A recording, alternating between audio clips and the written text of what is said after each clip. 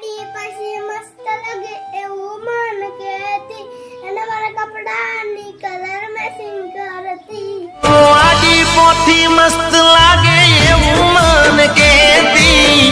એના મારા કપડાનો કલર મેચિંગ કરતી આડી પછી મસ્ત લાગે એવું મન કહેતી અને મારા કપડાની કલર મેચિંગ કરતી આડી પોથી મસ્ત લાગે એવું મન કહેતી એના મારા કપડાનો કલર મેચિંગ કરતી